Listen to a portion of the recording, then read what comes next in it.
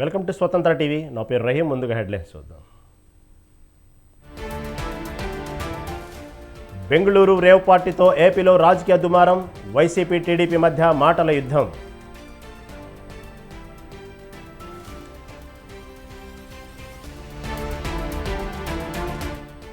కాంగ్రెస్ రైతులను మోసం చేస్తోంది. అన్ని రకాల వడ్లకు 500 బోనస్ ఇవ్వాల్సిందేనన్న కేటీఆర్.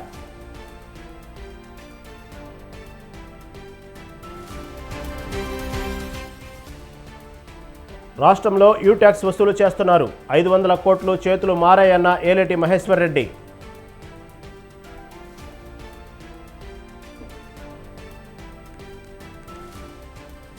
పది యూనివర్సిటీలకు ఇన్ఛార్జి వీసీలను నియమించిన ప్రభుత్వం. ఇన్ఛార్జి వీసీలుగా సీనియర్ ఐపీఎస్ అధికారులు.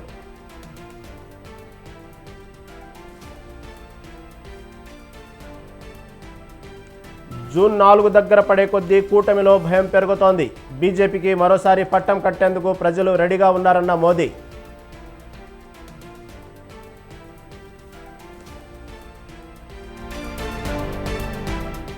ఫ్లాట్గా ముగిసిన స్టాక్ మార్కెట్లు. రికార్డు స్థాయిలో బంగారం, వెండి ధరలు.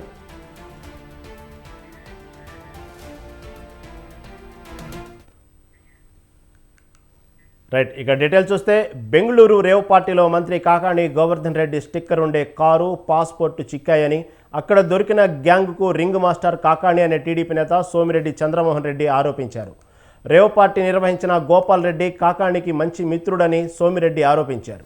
రేవ్ పార్టీతో సంబంధం లేనప్పుడు అక్కడ కారు స్టిక్కరు, పాస్పోర్ట్ ఎందుకు దొరికాయని ప్రశ్నించారు. నకిలీ పత్రాలు, నకిలీ మద్యం తయారీలో కాకాణికు సంబంధాలు ఉన్నాయన్నారు. 5 రాష్ట్రాలకు సంబంధించిన అంతర్రాష్ట్ర ముఠాతో కలిసి ఆయన పనిచేశారని, ఈ కేసులో కేంద్రం జోక్యం చేసుకోవాలని అన్నారు.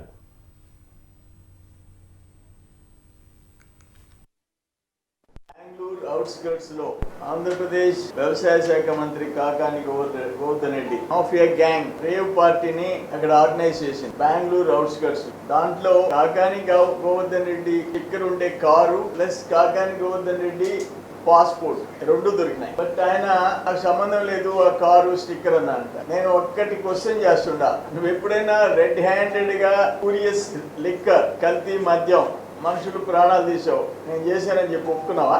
నకిలీ పత్రాలు, సుప్రీంకోర్టుపై బెయిల్ తెచ్చుకున్నావు, నేను చేశాను, నేనే తయారు చేయించానని ఒప్పుకున్నావా? ఒక నడి రోడ్లో ఒక హంతకుడు ఒక వ్యక్తిని మర్డర్ చేస్తాడా? నేనే చేశానా అని చెప్తాడా?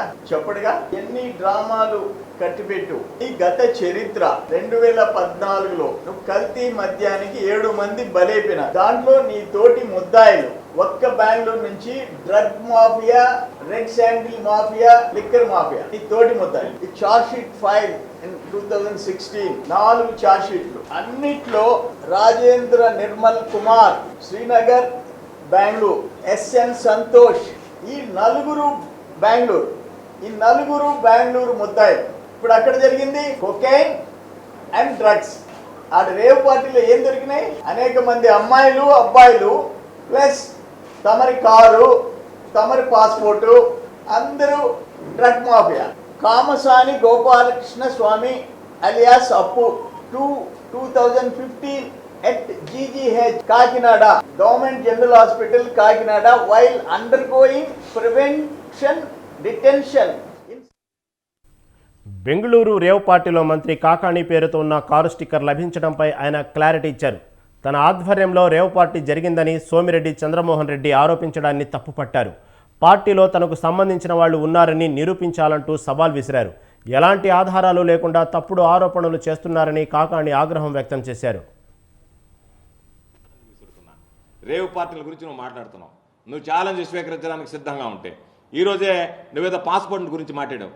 నీ దగ్గర నా పాస్పోర్ట్ ఎక్కడుందో తీసుకొచ్చి పెట్టు. ఈరోజు నా పాస్పోర్ట్ ఎక్కడుందో అనేటువంటిది లైవ్లో నెల్లూరులో నా ఇంట్లో నా దగ్గర ఉన్నటువంటి పిఏ మీడియాకి చూపించాడు. ఈరోజు ఇదిగో నా పాస్పోర్ట్ ఇక్కడ ఉంది అని.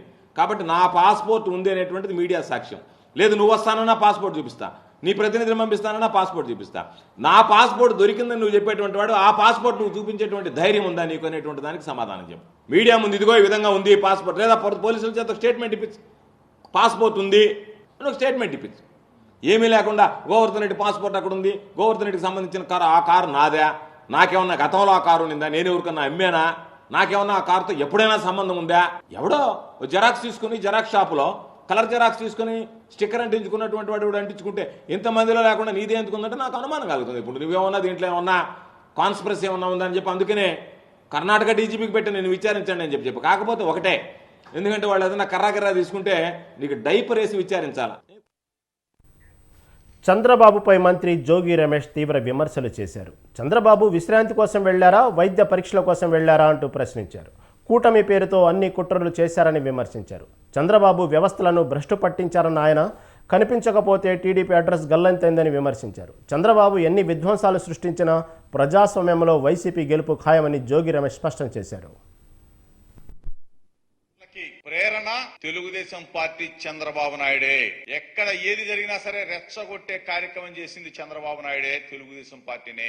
మేము ప్రజాక్షేత్రంలో శాంతియుతంగా ఉన్నాం, మేము ప్రజల పక్షాన ఉన్నాం, ప్రజలు మా పక్షాన ఉన్నారు. ఈ పరిస్థితుల్లో ప్రజలు ఓటు వేయడానికి మాకు సిద్ధంగా ఉంటే మా పార్టీ మేమెందుకు అల్లరి చేస్తాం, మేమెందుకు రెచ్చగొడతాం? చంద్రబాబు నాయుడు అనే వ్యక్తి ఆరిపోయే దీపం లాగా ఉన్నాడు కాబట్టి, ఆరిపోతానికి సిద్ధంగా ఉన్నాడు కాబట్టి, తెలుగుదేశం పార్టీ అడ్రస్ గల్లంతు కాబోతోంది కాబట్టి ఈ రాష్ట్రంలో విధ్వంసాలు సృష్టించాడు, శాంతి భద్రతకు విఘాతం కలిగించాడు, వ్యవస్థలన్నిటిని కూడా అడ్డం పెట్టుకుని ఆ వ్యవస్థల్లో ఉన్న కొంతమంది వ్యక్తులని ప్రలోభాలకు గురి చేశాడు, ప్రలోభ పెట్టాడు. ఈ రోజున ఇటువంటి విధ్వంసాలకు జరగడానికి కారణం సీఎం జగన్పై బోండా ఉమామహేశ్వరరావు తీవ్ర విమర్శలు చేశారు. జగన్ రెడ్డి మాట కోసం చట్టాన్ని అతిక్రమిస్తే జైలు పాలయ్యేది అధికారులేనని తెలిపారు. వైసీపీ నేతలకు ఓటమి భయం పట్టుకుందని అన్నారు. 2019 ఫలితాలకు మించి వైసీపీ విజయం సాధించబోతుందంటూ జగన్ ప్రబలాలు పలుకుతున్నారని ఎద్దేవా చేశారు. తాము అధికారంలోకి వచ్చిన వెంటనే జగన్ ప్రభుత్వ అరాచకాలు, అక్రమాలపై విచారణ జరిపి బాధ్యులపై చర్యలు తీసుకుంటామని స్పష్టం చేశారు. సిట్టు నివేదిక ఇచ్చింది. ఏముందా నివేదికలో? సిట్టు నివేదికని బహిరంగంగా మీరు ప్రెస్ మీట్ పెట్టి చెప్పండి. అసలు గొడవ కారకులైనటువంటి పిన్నెల్లి బ్రదర్స్ ఉన్నారా దీంట్లో? ఆ సిట్ రిపోర్ట్లో ఎందుకు అరెస్ట్ చేయట్లా వాళ్ళని? ఎందుకు మీరు పిన్నెల్లి రామకృష్ణారెడ్డి సోదరుల్ని అరెస్టు చేయటం లేదు? డీజీపీ చెప్పాలి. దీంట్లో బాంబులు, నాటు బాంబులు, పెట్రోల్ బాంబులు. ఆ రోజు ఇలాగే ఎన్నికల్లో, స్థానిక సంస్థల ఎన్నికల్లో మా అభ్యర్థుల్ని నామినేషన్ వేయట్లేదని వేయకుండా అడ్డుపడుతున్నారని పిన్నెల్లి రామకృష్ణారెడ్డి చేస్తున్న రౌడిజం మీద పోలీస్ కంప్లైంట్ ఇవ్వటానికి వెళ్తే నా మీద అత్యాయత్నం మాచర్లలో నా మీద అత్యాయత్నం చేసి నా మీదే కేసు పెట్టారు. అంటే పిన్నెల్లి అధికార దుర్వినియోగం ఏ విధంగా జరిగిందో నా కేసులోనే ఉదాహరణ. ఈరోజు Palnadu collector Shivashankar, Palnadu SP Bindu Madhav, Anantapuram SP Amit Bardar, Tirupati SP Krishnakanth, Tirupati DSP Surender Reddy, Tirupati special branch inspector K Rajasekhar, అలాగే డిఎస్పీ భాస్కర్ రెడ్డి, అలాగే అలిపిరి ఇన్స్పెక్టరు రామచంద్రారెడ్డి, వీళ్ళందరూ సస్పెండ్ అయ్యారు, ట్రాన్స్ఫర్ అయ్యారు, విధుల నుంచి తప్పించారు. మరి ఏది మీకు పనులు చెప్పి మిమ్మల్ని ఒత్తిడి తీసుకొచ్చి మీతో అడ్డగోలు పనులు చేపించినటువంటి జగన్మోహన్ రెడ్డి ఏమో లండన్లో ఫ్యామిలీతో ఉన్నాడు, సజ్జల రామకృష్ణారెడ్డి హైదరాబాద్ పారిపోయాడు, ధనుంజయ రెడ్డి ఎక్కడ పారిపోయాడు ఎవడు తెలియదు. మీకు ఒత్తిడి తీసుకొచ్చినటువంటి మాజీ సీఎం జగన్పై టీడీపీ నేత దేవినేని ఉమా తీవ్ర విమర్శలు చేశారు. కేంద్రం నుంచి వచ్చి నిధులను జగన్ దారి మళ్లించారని తెలిపారు. ఆరోగ్యశ్రీలో కూడా జగన్ నాటకమేనన్న ఆయన కమిషన్లు దండుకొని ఆరోగ్యశ్రీని అనారోగ్యశ్రీగా మార్చారని విమర్శించారు. బకాయిలు కట్టకపోవడంతో ఆరోగ్యశ్రీ సేవలు నిలిచిపోయాయని చెప్పారు. ఓటమి భయంతో వైసీపీ నేతలు రక్తపాతం సృష్టించారని, గత 2 ఏళ్లుగా మాచర్లలో వైసీపీ హింస కొనసాగుతోందని చెప్పుకొచ్చారు. ఆరోగ్యశ్రీ సేవలో నిలిపివేస్తామని నెట్వర్క్ హాస్పిటల్స్ అన్నీ కూడా 1వ నోటీసు, 2వ నోటీసు, 3వ నోటీసు దాకా వచ్చాయి. రేపు నుంచి రాష్ట్రంలో 26 జిల్లాల్లో ఆరోగ్యశ్రీ సేవలు బంద్ అవుతాయని నెట్వర్క్ హాస్పిటల్స్ అన్నీ ప్రకటించినప్పటికి కూడా చీఫ్ సెక్రటరీ జవహర్ రెడ్డికి వైజాగ్ చుట్టూ తిరగటంలో ఉన్న శ్రద్ధ నెట్వర్క్ హాస్పిటల్స్ ఆరోగ్యశ్రీ డబ్బులు విడుదల చేయటంలో చిత్తశుద్ధి కనపట్ల. జగన్ రెడ్డికి పేదవాళ్ళ ఆరోగ్యం మీద ఉన్న కపట ప్రేమ, నాటకం ఇవన్నీ కూడా బట్టబయలవుతా ఉన్నాయి. ఆగస్టు 2023 నుంచి ఇప్పటిదాకా 1500 కోట్లు పేద మధ్యతరగతి కుటుంబాలు ఏదైతే ఆరోగ్యశ్రీ సేవలు ఉపయోగించుకుంటారో ఆ డబ్బులు ఎన్నికల వ్యూహకర్త ప్రశాంత్ కిషోర్పై మంత్రి బొత్స సత్యనారాయణ ఆసక్తికర వ్యాఖ్యలు చేశారు. ప్రశాంత్ కిషోర్ ఏమైనా బ్రహ్మణ, ఎన్ని సీట్లు వస్తాయో చెప్పడానికి అని ఎద్దేవా చేశారు. ప్రశాంత్ కిషోర్ ఓ క్యాష్ పార్టీ అన్నారు. ప్రశాంత్ కిషోర్ వన్నీ గిమ్మిక్కులేనని కొట్టిపారేశారు. ప్రశాంత్ కిషోర్ అయినా ఐప్యాక్ అయినా తాత్కాలికమేనని, వైసీపీ శాశ్వతమని తెలిపారు. కన్సల్టెన్సీ సంస్థలు ఎన్నైనా చెబుతాయని, నిర్ణయం తీసుకోవాల్సింది తామేనన్నారు మంత్రి బొత్స. ప్రశాంత్ కిషోర్ రెడ్డి బ్రహ్మ అండి, బ్రహ్మంగారు బ్రహ్మ క్యాష్ పార్టీ మీరు అనొచ్చు. మీరు కూడా ఆ రోజు మేము కూడా బ్రహ్మలో ఉంది ఏదైనా తీసుకొచ్చాము. ఆ తర్వాత చూసే తత్వం ఇది కమర్షియల్ రా బాబు, ఇది ప్రాక్టికల్ గా లేదు, ఇది వేస్ట్ అనుకున్నాము. జిమ్ కి ఎంతవరకు పనిచేయవు కదా సార్, జిమ్ లో ఆ క్షణానికి పనిచేస్తాయి. మనకి జగన్మోహన్ రెడ్డి గారికి కావాల్సిన జిమ్ కాదు, పర్మనెంట్ గా ఆయనకి కావాల్సింది. అందుకని ఆయన ఆ లైన్ లో తీసుకో. కాబట్టి ప్రశాంత్ కిషోర్ నేను జిమ్మికలు చేయొచ్చు, నమ్మే మేము చూసామా ఇవన్నీ జిమ్మికలు. దీనివల్ల వన్ టైం సెటిల్మెంట్ తప్ప పర్మనెంట్ సెటిల్మెంట్ కాదనుకున్నా వదిలేసాం. ఇంకా గడిపితే కాదు, చెట్టుగా ఇప్పుడు ఆ క్షణానికి పనికి వస్తుంది. ఉద్రేకంలోనో ఆవేశంలోనో సందర్భాలను పనికి వస్తుంది తప్ప ఎల్లవేళ పనికి రాదు. ఎల్లవేళ ఏది పనికి వస్తుంది? పర్మనెంట్ గా మనం చేసిన కృషి, మనం చూపెడుతున్న పరిస్థితులు, మనం ఇస్తున్న గవర్నెన్స్, వాడికి జరిగిన మేలు. ఏపీలో జరిగిన దాడులపై సిట్ పారదర్శకత విచారణపై అనుమానం ఉందని అన్నారు సిపిఐ జాతీయ కార్యదర్శి నారాయణ. సిట్ విచారణ ఒక కాలక్షేపమేనని, దాడుల్లో అసలైన వారిని పోలీసులు వదిలేశారని అన్నారు. 100 మంది దాడుల్లో పాల్గొంటే 124 మందిని మాత్రమే అరెస్టు చేశారన్నారు. వైసీపీకి వ్యతిరేకంగా ఓట్లు పడుతున్నాయనే ఉద్దేశంతోనే ఆ పార్టీ నేతలే దాడులు చేయించారన్నారు. జరుగుతున్న దాడులను ఆపాల్సింది పోయి జగన్ విదేశాలకు వెళ్లారని ఎద్దేవా చేశారు. మరోవైపు ఏపీలో స్ట్రాంగ్ రూమ్ల వద్ద భద్రత లోపించిందని విమర్శించారు. అలాగే బెంగళూరు రేవ్ పార్టీలో అసలు నిందితులను పట్టుకోవాలని నారాయణ డిమాండ్ చేశారు. పోలీసులు ఆలోచించి వాళ్ళే కొంతమంది అమాయకులు పంపించి అరెస్ట్ చేయించారు. ఆ అరెస్ట్ చేయించిన వాళ్ళే 120 మంది. వీళ్ళకి వీళ్ళగా అరెస్ట్ సీట్లు బోగస్. అది వాస్తవం లేదంటే మన జ్యుడిషియల్తో జరగాల్సింది. 5 సెప్టెంబర్ బాగా జరిగింది. అయిపోయి బాగా దాడులు చేస్తున్నారు. పొంగంలో దాడులు చేశారు. అరాచకాన్ని రెస్టాబ్లిష్ చేయడానికి ట్రై చేశారు. మధ్యలో ఈసీ కల్పిస్తున్న వాళ్ళు కొంచెం తగ్గింది. అయినా కూడా వాళ్ళ పునాదులు వైఎస్ఆర్ పునాదులు అట్లా ఉన్నాయి కాబట్టి పోలీస్ డిపార్ట్మెంట్ వాళ్ళకి సపోర్ట్ చేస్తుంది. ఒక విధంగా చెప్పాలంటే అరాచకం సృష్టించబడింది. ఎందుకు సృష్టించబడింది?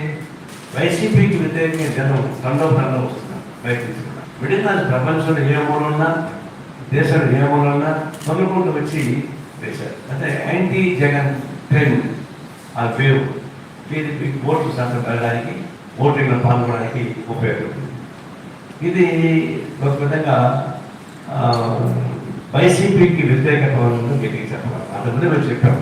బెంగళూరులో రేవ్ పార్టీకి వచ్చిన ఎవరు పాప లేడీ పాప హేమాను ఇట్లాంటి వాళ్ళని వాస్తవానికి పుట్టినమ్మ కుదురులో ఉంటే అరిసినమ్మ గయ్యాడంటారు. పుట్టింది ఎవరు? ఆ రేవ్ పార్టీ పెట్టింది ఎవరు? ఆ క్లబ్ ఎవరిది? రేవ్ పార్టీకి డ్రగ్స్ సరఫరా చేశాడు ఎవరు? ఇవన్నీ వదిలేసి అటు డ్యాన్స్ చేసిన వాళ్ళని, లేదంటే కాస్త మందు పార్టీ కొరకు పట్టుకుంటున్నారు. అంత సమయాన్ని ఇంకా ఎక్కువ పోతారు అట్లా ఎంజాయ్మెంట్కి. వాళ్ళని ఎక్స్పోజ్ చేయాలా? అంటే వాళ్ళని ఎక్స్పోజ్ చేసిన తప్ప అసలు కానుకోవడానికి. అసలు డ్రగ్స్ ఎవరు సరఫరా చేశారు? వాళ్ళు పట్టుకున్నారా? దాన్ని వెయ్యి ఏర్పాటు చేసిన వాళ్ళు పట్టుకున్నారా? వాళ్ళు పట్టుకోవడం లేదు. దానిలో పాల్గొనడానికి కొన్ని మానవ బలహీనతలు కొంతమంది పాల్గొంటే వాళ్ళు చేసేసి ఒక క్యారెక్టర్ అసాసియేషన్. హేమా అనే అమ్మాయి సినిమాకి పనిచేస్తుంది, మరి ఆమె క్యారెక్టర్ అసాసియేట్ చేయాలన్నా? ఇంకో సినిమా యాక్టర్స్ ఉన్నారు, వాళ్ళని అసాసియేట్ చేయాలన్నా? వాళ్ళ క్యారెక్టర్ అసాసియేషన్ మీకేం వస్తుంది? చేయదలుచుకుంటే ఆ డ్రగ్స్ ఎవరు పోదాన్ని పట్టుకోండి, మీ చేత అయితే. ముఖ్యమంత్రి పార్టీకి వెళ్ళిపోయాడు, అలా చదువుతున్నాడు. మాజీ ముఖ్యమంత్రి పార్టీకి వెళ్ళిపోయాడు. చంద్రబాబు నాయుడు విదేశాలకు వెళ్ళిపోయాడు. జగన్మోహన్ రెడ్డి విదేశాలకు వెళ్ళిపోయాడు లగ్జరీస్గా. కింద ఏమో అరాచకాలు జరుగుతున్నాయి, కొట్లాలు జరుగుతున్నాయి. ఎవరు చెప్పడాలి వెళ్ళి? ఇంత బాధ్యత విహారీ యాత్ర ఇంట్లో గమనాలు జరిగిన తర్వాత అసలు కార్యకర్తలు కాపాడుకోవాలి పని లేదా? కంట్రోల్ చేసిన పని లేదా? అసలు ముఖ్యమంత్రిగా ఉన్నవాడు ఆల్ పార్టీస్ మీటింగ్ పెట్టి అరాచకాన్ని కంట్రోల్ చేయడానికి ఉపయోగపడే చేస్తారు పని లేదా? కొన్ని ప్రతిపక్ష నాయకులు చంద్రబాబు అయినా సరే అరాచకాలు జరుగుతున్నాయి, ఆల్ పార్టీస్ కలుద్దాం మాట్లాడదాం చేసి పడలేదా? ఎవరైనా వెళ్ళిపోతే ఇది ఎంత ముఖ్యమంత్రి కాబోయే ముఖ్యమంత్రి నా ఉద్దేశంలో ఇద్దరు పారిపోయారు. ఏం బాధ్యత ఇవ్వలేదు? ప్రజలు మీరు కొట్టుకొని సావండి, కాపాడు చట్టం కలుపు సావండి. నేను కార్యక్రమం చెప్పలేదు. పారిశ్రామిక అభివృద్ధిలో తెలంగాణ ప్రపంచ దేశాలతో పోటీ పడేలా విధానాలు ఉండాలని ముఖ్యమంత్రి రేవంత్ రెడ్డి అధికారులకు సూచించారు. Telangana state industrial infrastructure corporation అధికారులతో సీఎం సమీక్ష సమావేశం నిర్వహించారు. రాష్ట్రంలో పారిశ్రామిక అభివృద్ధికి తీసుకోవాల్సిన నూతన విధానాలపై పలు సూచనలు చేశారు. పారిశ్రామిక అభివృద్ధికి సంబంధించి కొత్తగా 6 పాలసీలను రూపొందించినట్లు అధికారులకు ముఖ్యమంత్రికి తెలిపారు. MSME, export, new life sciences, revised EV, medical tourism, green energy పాలసీలను రూపొందిస్తున్నామని సీఎంకు వివరించారు. ఎన్నికల కోడ్ ముగిసేలోగా పారిశ్రామిక పాలసీలను పూర్తి స్థాయిలో రూపొందించాలని ముఖ్యమంత్రి అధికారులను ఆదేశించారు.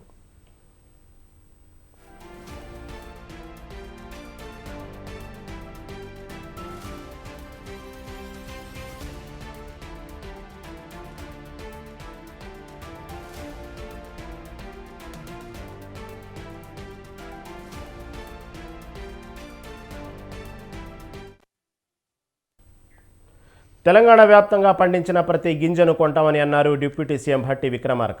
తడిచిన ధాన్యాన్ని కూడా కొంటున్నామని తెలిపారు. ధాన్యం కొనుగోలు కేంద్రాల్లో జాప్యం జరగకుండా చూస్తామని చెప్పారు. ధాన్యం సేకరించిన వెంటనే రైతుల ఖాతాల్లో డబ్బు జమ చేస్తామని చెప్పిన ఆయన కొందరు కావాలనే ప్రభుత్వంపై దుష్ప్రచారం చేస్తున్నారని విమర్శించారు. అబద్ధాలు చెప్పడం బీఆర్ఎస్ నేతలకు అలవాటుగా మారిందన్నారు. కొనుగోలు చేసేదానికి సన్న ఒడ్లు ధాన్యం పండించేటువంటి వాళ్ళు 500 బోనస్తో మొదలు పెడతామని చెప్పాం. సన్న బియ్యానికే 500 ఇస్తున్నారు అని చెప్తా ఉన్నారు. నేను చెప్పేది ఏంటంటే సన్న ధాన్యం కొనుగోలుతో మొదలు పెడుతున్నాం అన్నాం. మేము సన్న ధాన్యాన్ని కొనుగోలు చేసేదానికి 500 రూపాయల బోనస్ని స్టార్ట్ చేస్తున్నామని చెప్తున్నాం. మేము చెప్పిన సమాచారాన్ని దయచేసి ప్రజలకు అందిస్తే సన్నధాన్యం పండించినటువంటి వాళ్ళు 500 రూపాయలు కోల్పోకుండా ఉంటారు. దాన్ని బోనస్ వాళ్ళు అందించడం కోసం ప్రయత్నం చేయండి. నిన్న క్యాబినెట్ మీటింగ్ అయిన తర్వాత బ్రీఫింగ్ చేసి ఉంటారు. ఆ చేసిన దాన్నే మేము తీసుకున్న నేనే సన్నొడ్లు పండించేటువంటి వాళ్ళకి 500 రూపాయల బోనస్తో మొదలు పెడుతున్నామని. తెలంగాణలో కొత్త మద్యం బ్రాండ్లు తీసుకొస్తున్నామనేది దుష్ప్రచారమేనని మంత్రి జూపల్లి కృష్ణారావు అన్నారు. కొత్త బ్రాండ్ల కోసం ఎవరు దరఖాస్తు చేయలేదని, అసలు పరిశీలన జరగలేదని స్పష్టం చేశారు. దొంగే దొంగ అన్నట్లుగా బీఆర్ఎస్ నేతల మాటలు ఉన్నారన్నారు. గత ప్రభుత్వం చాలా శాఖల్లో బిల్లులు పెండింగ్లో పెట్టిందన్న మంత్రి రైతు భరోసాకు సంబంధించి 6,000 కోట్లకు పైగా చెల్లింపులు మా ప్రభుత్వంలో జరిగాయి అన్నారు. ఈ నెలలోనే 370 కోట్లు చెల్లింపులు చేశాం. మరి బీర్ బ్రాండ్ కృత్రిమ కొరత లెక్కకొస్తే ఈ రోజున అన్ని మద్యం డిపోలో 19 మద్యం డిపోల్లో మద్యం నిల్వలు పుష్కలంగా ఉన్నాయి అన్ని బ్రాండ్లకు సంబంధించి. సరే, 1-2 ఇష్యూ సంబంధించి కారణం ఎందుకు రాసిన కారణం ఈ బ్రాండ్లకు సంబంధించి కార్పొరేషన్ లో నిల్వలకు సంబంధించి రీటైల్ అందరూ కూడా చూసుకునేటువంటి వీక్షించే సదుపాయం ఉంది. ఏవి అడిగితే వీటి పెడతారు. General system. మేము కొత్తగా వచ్చి పెట్టింది చేసిన కార్యక్రమం కాదు. అయితే ఇందులో ఈ రోజున కూడా ఈ మద్యానికి సంబంధించి సేల్స్ చూస్తే వాస్తవంగా అందుబాటులో తగ్గాలి కదా. అందుబాటులో లేకపోతే సేల్స్ తగ్గాలి కదా. గత సంవత్సరానికి ఈ సంవత్సరానికి పెరిగినాయి. నిల్వ లేకపోతే పెరుగుతాయి ఎందుకు? Simple question of common sense. Liquor మరియు బీర్ బ్రాండ్ల కృత్రిమ కొరత లెక్కకొస్తే ఈ రోజున అన్ని మద్యం డిపోలో 19 మద్యం డిపోల్లో మద్యం నిల్వలు పుష్కలంగా ఉన్నాయి అన్ని బ్రాండ్లకు సంబంధించి. సరే, 1-2 కాంగ్రెస్ పార్టీ అధికారం వచ్చాక మాట మార్చిందని మాజీ మంత్రి హరీష్ రావు ఆరోపించారు. వరి పంటకు 500 రూపాయలు బోనస్ అని, ఇప్పుడేమో సన్నవడ్లకి అని చెబుతున్నారని విమర్శించారు. యాసంగిలో సన్నధాన్యం పండదని గుర్తు చేశారు. కాంగ్రెస్ పార్టీ ఎన్నికలకు ముందు ఇచ్చిన హామీలను విస్మరించిందన్నారు.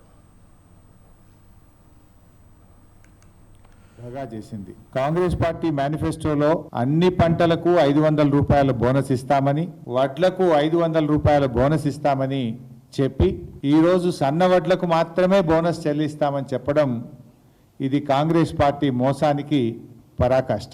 రాష్ట్రంలో 90% పైగా దొడ్డు వడ్లు పండిస్తారని తెలిసి బోనస్ భారాన్ని తప్పించుకునేందుకు కాంగ్రెస్ పార్టీ ఈరోజు కేవలం సన్నవడ్లకు మాత్రమే బోనస్. కాంగ్రెస్ ప్రభుత్వంపై 6 నెలల్లోనే అన్ని వర్గాల నుంచి తీవ్ర వ్యతిరేకత వచ్చిందని మాజీ మంత్రి కేటీఆర్ అన్నారు. 6 నెలల్లోనే 5 సంవత్సరాల అపఖ్యాతిని మూటగట్టుకుందని విమర్శించారు. నల్గొండలో పట్టభద్రుల ఎమ్మెల్సీ ఎన్నికల సన్నాహక సమావేశంలో పాల్గొన్న కేటీఆర్ సన్నవడ్లకే బోనస్ ఇస్తామని చెప్పిన కాంగ్రెస్ సన్నాయి నొక్కులు నొక్కుతుందని ఆరోపించారు. మీరే బయట మార్కెట్లో మీరే బ్రహ్మాండంగా 3,000 రూపాయలకు మీరే అమ్ముకుంటారు. కరెక్టేనని చెప్పేది అంటే రేవంత్ రెడ్డి మాటల్లో ఎంత నిజాయితీ ఉందో దీన్ని బట్టి అర్థమైందా? నేతి బీరకాయలో నెయ్యి ఎంత ఉంటుందో ఆ బోనస్ 500 బోనస్ లో ఒక నిజాయితీ కూడా గంతే ఉంది. ఎందుకంటే తెలంగాణలో పండించేది 75-80% దొడ్డువడ్లు. 75-80% పండించే దొడ్డువడ్లకేమో బోనస్ లేదంట. మరి ఆ మాట ఎన్నికల ముందు చెప్పలేదు. ఆ రోజేమో అన్ని పేపర్లలో కలర్. కాంగ్రెస్ ప్రభుత్వం ప్రజలను మోసం చేసిందని ఎమ్మెల్యే పల్లా రాజేశ్వర్ రెడ్డి అన్నారు. వరి ధాన్యానికి 500 రూపాయలు ఇస్తామని ఇప్పుడు సన్నవడ్లకే మాత్రమే ఇస్తాననడం దారుణమన్నారు. ఈ నెల 27న జరిగే గ్రాడ్యుయేట్ ఎన్నికల్లో పార్టీలకు అతీతంగా ఓటు వేసి ఏనుగుల రాకేష్ రెడ్డిని గెలిపించాలని కోరారు. కాంగ్రెస్ పార్టీ అసమర్థక పాలనకు వ్యతిరేకంగా ఓటు వేయాలని గ్రాడ్యుయేట్ ఓటర్లను అభ్యర్థించారు.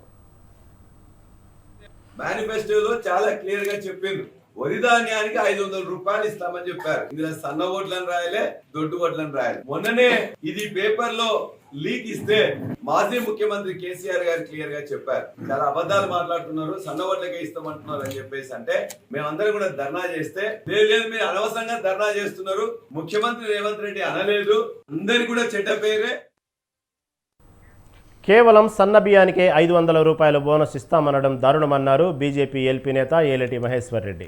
రాష్ట్ర ఉష్ణోగ్రతల దృష్ట్యా ఎక్కువగా పండేది దొడ్డు బియ్యమేనని తెలిపారు. ఉమ్మడి నల్గొండ జిల్లాలో మాత్రమే సన్న బియ్యం పండిస్తారని, 30 జిల్లాల్లోని రైతులు దొడ్డు బియ్యం పండిస్తున్నారని చెప్పుకొచ్చారు. రాష్ట్రంలో కొత్తగా యూట్యాక్స్ వసూలు చేస్తున్నారని సంచలన ఆరోపణలు చేశారు. 500 కోట్లు చేతులు మారాయని, అందులో 100 కోట్లు మంత్రి ఉత్తమ్ ఢిల్లీకి పంపించారని అన్నారు. అదే డిఫాల్టర్కి ఎవరైతే మీకు సీఎంఆర్ కింద రైస్ రిటర్న్ ఇవ్వకుండా కొన్ని వేల కోట్ల రూపాయల రైస్ మిల్లర్ల దగ్గర ఉన్న తర్వాత అదే రైస్ మిల్లర్లు మీకు రైస్ ఇవ్వకుండా మరి మళ్ళీ వాళ్ళకే మీరు తీసుకుపోయేసి ఈ ధాన్యాన్ని ఇవ్వడం వెనుక ఆంతర్యం ఏమున్నది అని చెప్పి అడుగుతున్నా. మరి రాష్ట్రంలో ఉన్నటువంటి టోటల్ రైస్ మిల్లు ఎన్ని, దాంట్లో boiled rice mill. Revanth Reddy సర్కారుపై బీజేపీ నేత ఈటెల రాజేందర్ సంచలన ఆరోపణలు చేశారు. పదవులు ప్రజలు పెట్టే భిక్షాని, కొద్ది కాలానికే కాంగ్రెస్ సర్కారును ప్రజలు చీకొడుతున్నారన్నారు. మోటార్లు కాలిపోతున్నాయని, పంటలు ఎండిపోతున్నాయని మండిపడ్డారు. అతి తక్కువ టైంలో అతి ఎక్కువ అక్రమ సంపాదనకు రేవంత్ సర్కార్ పాల్పడిందన్నారు. ఆర్ఆర్ ట్యాక్స్ గురించి ప్రధాని మోడీ మాట్లాడారంటే పరిస్థితిని అర్థం చేసుకోవచ్చన్నారు. మమ్మల్ని ఆఫ్టర్ ఆల్ నువ్వు ఎంత, నీ బతికెంత? ప్రజలు భిక్ష పెడితే, ప్రజలు ఆశ్రయించి భిక్ష పెడితే నీకు పదవి వచ్చింది. నీది అదేమన్నా? నీ సొంతం అదేమన్నా? ప్రజల జాగీర్, ఇది ప్రజల హక్కు. ప్రజలు పెట్టే భిక్ష అనే విషయం మర్చిపోయిన పార్టీ, మర్చిపోయిన నాయకుడు కాలగర్భంలో కలిసిపోతాడు. దెబ్బ కొడితే లేవరు. మళ్ళా కేసీఆర్ లేతాడు. ఇప్పుడు మళ్ళీ ఎంత పెద్ద నేను కొట్టుకోడు ఉంటా. ఇంక 20 ఏళ్ళ వరకు చంద్రబాబు నాయుడు గారు, ఇప్పుడు మనది కానీ ఆయన 2020 అని పెట్టిండు. ఎవరు ఉండరు. అందుకనే నిజమైన హక్కుదారులు ప్రజలు మాత్రమే కాబట్టి దయచేసి మీరు ఫీజు రీఎంబర్స్మెంట్ బకాయిలను వెంటనే విడుదల చేయాలని బీజేపీ నేత బూరా నర్సయ్య గౌడ్ డిమాండ్ చేశారు. 7,500 కోట్ల రూపాయల ఫీజు రీఎంబర్స్మెంట్ బకాయిలు విడుదల చేయాల్సి ఉందని తెలిపారు. బకాయిలు ఇవ్వకపోవడంతో విద్యార్థులు ఇబ్బంది పడుతున్నారని చెప్పారు. బీఆర్ఎస్ హయాంలో జరిగిన పనులకు ఈ ప్రభుత్వం 4,000 కోట్ల బకాయిలు విడుదల చేసిందన్నారు. గుత్తేదారులకు బకాయిలు చెల్లించిన ఈ ప్రభుత్వం ఫీజు రీఎంబర్స్మెంట్ ఎందుకు ఇవ్వటం లేదని ఆయన ప్రశ్నించారు. కాంట్రాక్టర్లకు మాత్రం 4,000 కోట్లు ఇవ్వచ్చు, కానీ 15 లక్షల మంది విద్యార్థులకు ఫీ రియంబర్స్మెంట్ ఒక్కొక్కరికి 10,000, 15,000, 20,000, 25,000 ఇచ్చేది, కానీ అది ఇవ్వడానికి మనసు రావట్లేదు. దీన్ని బట్టి అర్థం చేసుకోవాలి, వీళ్ళు కాంట్రాక్టర్లు ఇచ్చేది కేవలం హైకమాండ్ కు ముడుపులు చెల్లించడానికి. మొన్న ఎన్నికల్లో, పార్లమెంట్ ఎన్నికల్లో ఒక్కొక్క పార్లమెంట్ లో ఒక కొత్త సంస్కృతికి 100 కోట్లు ఖర్చు పెట్టారు. ఓటర్లకు ఇచ్చిన ఏకైక పార్టీ కాంగ్రెస్ పార్టీ. అందుకని తెలంగాణ ప్రజలు అర్థం చేసుకోవాలి, కాంగ్రెస్ కేవలం ఒక 5 నెలలు కూడా కాలేదు, ఎంత ఘోరానికి ఒడిగట్టింది. కాంగ్రెస్ సర్కారుపై బీఆర్ఎస్ నేత పొన్నాల లక్ష్మయ్య తీవ్ర విమర్శలు చేశారు. కాంగ్రెస్ 100 రోజుల్లో 6 గ్యారెంటీల అమలు ఏమైందని ప్రశ్నించారు. సన్నబియ్యం పంటకు మాత్రమే బోనస్ 500 రూపాయలు ఇస్తామని ప్రభుత్వం చెప్పడం దారుణమన్నారు. ఎన్నికల ముందు వరి పంటకు 500 రూపాయలు బోనస్ ఇస్తామని కాంగ్రెస్ సర్కారు రైతులకు చెప్పిందని గుర్తు చేశారు. ఓట్లు దండుకోవడం కోసమే సీఎం రేవంత్ రైతులను మోసం చేశారని ఆగ్రహం వ్యక్తం చేశారు. రైతు భరోసాలో మిగతా రెండు ఎట్లాగూ చేయలేరు, ఎప్పుడు చేస్తారు చెప్పలేరు. కానీ 500 బోనస్ అయితే ఇవాళ చాలా ప్రస్ఫుటంగా, చాలా పెద్దగా ఏదో గొప్ప ఘనకార్యం చేస్తున్నట్టుగా మాట్లాడి చెప్పారు. ఎప్పుడయ్యా 500 బోనస్ ఇస్తామన్నది? మొదలు నవంబర్ డిసెంబర్లో ఖరీఫ్ వచ్చిపోయింది, ఇప్పుడు ఏప్రిల్ మేలో యాసంగి వచ్చింది. ఆ పరిస్థితులు, వడ్లు ఎక్కడున్నాయో మీకు తెలుసు, ఏం జరుగుతున్నదో తెలుసు, ఎంత ఇబ్బందులు ఉన్నాయో తెలుసు. అది కాకుండా సన్నాలకు మాత్రమేనని చెప్పేసి చాలా స్పష్టంగా చెప్పారు. దీంట్లో ఉన్నది ఏంటి, వాళ్ళు ఇప్పుడు మాట్లాడేది ఏంటి, ఇస్తామనేది ఎప్పుడు? అంటే 100 రోజుల్లో చేయాల్సిన హామీలను మళ్ళీ వచ్చే సీజన్ అంటే అన్నట్టు అది కూడా సన్నాలకు ఇంకో నెల ఎక్కువ అవుతుంది కదా, 5 మాసాలు అవుతుందా? అంటే దాదాపు 11 మాసాలు, 1 సంవత్సరం తర్వాత. తెలంగాణలో 10 యూనివర్సిటీలకు ఇన్ఛార్జి వీసీలను నియమించిన ప్రభుత్వం ఇన్ఛార్జి వీసీలుగా సీనియర్ ఐఏఎస్ అధికారులను అవకాశం ఇచ్చింది. ఉస్మానియా యూనివర్సిటీ వీసీగా దానా కిషోర్ను, జేఎన్టీయూ వీసీగా బుర్రా వెంకటేశం, కాకతీయ యూనివర్సిటీగా వీసీగా కరుణ వాకాటి, అంబేద్కర్ ఓపెన్ వర్సిటీ వీసీగా రిజ్వీని నియమించింది.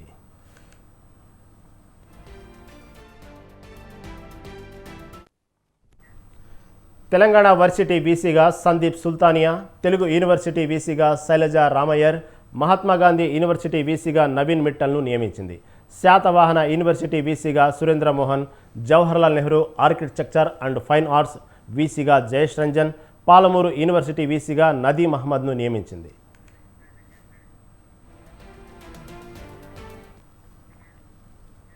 లిక్కర్ స్కామ్ కేసులో బీఆర్ఎస్ ఎమ్మెల్సీ కవితపై ఈడీ దాఖలు చేసిన ఛార్జిషీట్ను పరిగణలోకి తీసుకునే అంశంపై ప్రత్యేక కోర్టు విచారించింది.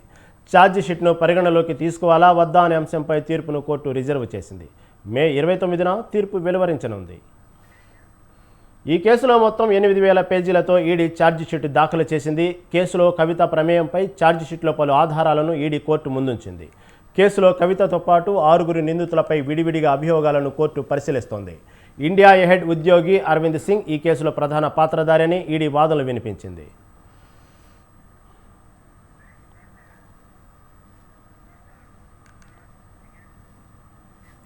ప్రస్తుత లోక్సభ ఎన్నికల్లో బీజేపీని ప్రధాని నరేంద్ర మోదీ మరోసారి విజయపథంలో నడిపించే అవకాశం ఉందని ప్రముఖ ఎన్నికల వ్యూహకర్త ప్రశాంత్ కిషోర్ అన్నారు. అధికారంలో ఉన్న బీజేపీపై ప్రజలకు కోపం పెద్దగా లేదని చెప్పారు. అయితే బీజేపీ చెబుతున్నట్లు 370 సీట్లు మాత్రం దాటకపోవచ్చన్నారు.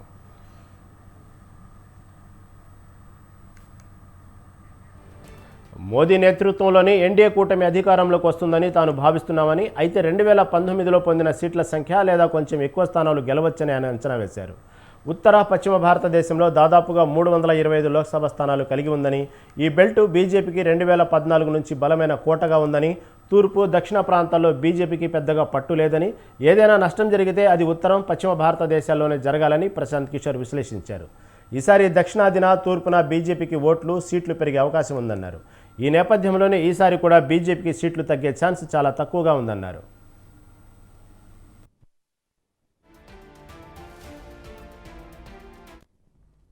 ఆమ్ ఆద్మీ పార్టీ మద్దతుదారులంతా పాకిస్తానీయులన్న కేంద్ర హోంమంత్రి అమిత్ షా వ్యాఖ్యలను ఢిల్లీ ముఖ్యమంత్రి అరవింద్ కేజ్రీవాల్ ఖండించారు. ఢిల్లీ ప్రజలు 56% ఓట్లు వేసి 62 మంది ఆప్ ఎమ్మెల్యేలను ఎన్నుకున్నారని, ఢిల్లీ ప్రజలంతా పాకిస్తానీయులైనా అనగలరా అని నిలదీశారు. పంజాబ్లో 92 మంది ఆప్ ఎన్నికలను ఎన్నుకొని అధికారం అప్పగించి ఆప్ పంజాబ్లో ఓటు వేసిన వారంతా పాకిస్తానీయులేని అంటారా అని కేజ్రీవాల్ అమిత్ షాను ప్రశ్నించారు. అమిత్ షా చాలా అహంకారపూరితంగా మాట్లాడుతున్నారని, నోరు అదుపులో పెట్టుకోవాలని కేజ్రీవాల్ కోరారు. జూన్ 4న కేంద్రంలో బీజేపీ ప్రభుత్వం రాదని, ఇండియా కూటమి ప్రభుత్వం వస్తుందని కేజ్రీవాల్ ఆశాభావం వ్యక్తం చేశారు. काउंसलर चुने गए जगह जगह, क्या इस देश के सभी लोग पाकिस्तानी हैं? ये क्या बात कर रहे हैं आप? आपको प्रधानमंत्री जी ने अपना वारिस चुना है, इस बात का आपको इतना अहंकार हो गया कि आप लोगों को गालियां देने लगे. ఇవి ఇప్పటివరకు అప్డేట్స్. మరిన్ని అప్డేట్స్ కోసం చూస్తూనే ఉండండి స్వతంత్ర టీవీ.